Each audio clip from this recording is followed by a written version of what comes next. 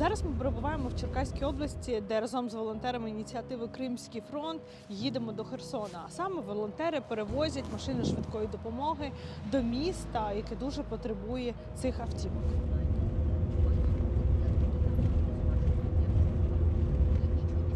Кримський фронт підписав декілька меморандумів з Херсонською, Миколаївською, Запорізькою та Сумською ОДА.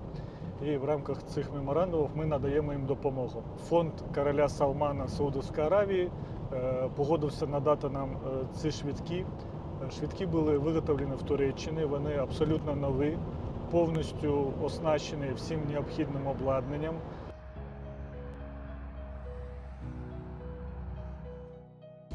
Я сам колишній військовий, вже не в армії на даний момент часу, але після того, як я повернувся, то я вважаю, що це досі мій борг допомагати країні. Я повністю розумію тих військових, котрі зараз знаходяться там. Я розумію всю важливість волонтерства в нашій країні. Це дуже потрібно і це дуже важливо для усіх, як для тих, хто буде отримувати, і для нас.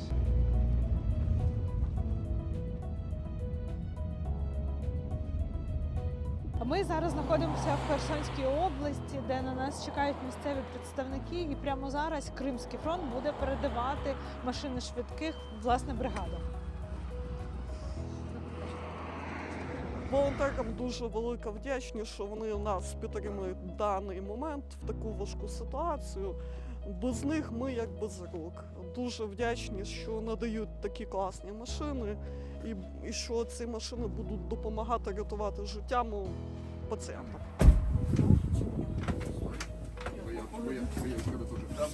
Це машина це класна, це реанімобільна кольоса. Виїжджаємо на виклики до різних хворих, до поранених. Скиди з дрону, прильоти. Думки бувають разні, тому що ми не знаємо, що там може бути. Може бути повторний обстріл, можуть бути дрони, може бути все, що завгодно. Ворог постійно б'є по автівкам екстреної допомоги з дронів або FPV-дронами. І зараз вони дуже необхідні в усій області, і вони будуть використовуватись в кожній громаді нашої області. Цими ударами загинув лікар, загинув у нас водій швидкої допомоги, 19 водіїв і 20 працівників медичного складу нашої екстреної допомоги отримали поранення. Ми на виклики тільки їздимо. Бронежилет та каска. Ми вже звикли до цього. За майже 3 роки війни вже до цього звикли. От і є. Та все нормально, он димок ззаді. У воздухі щось збивають. Допомога має не останавливатися, постійно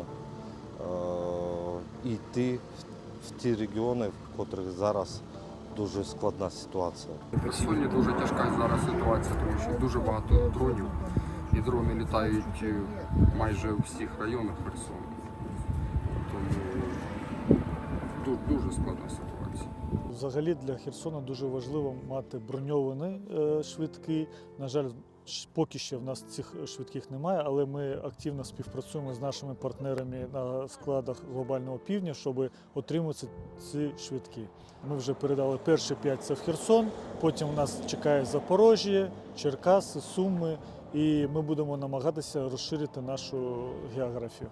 Отже, машини передали. Це одна з багатьох ініціатив Кримського фронту та Фонду національного добробуту Криму по допомозі нашим медикам. Ця поїздка показала, що навіть у найскладніші часи є люди, які готові діяти задля інших. А Кримський фронт ще раз довів, що в такі часи нам дуже важливо підтримувати один одного та допомагати.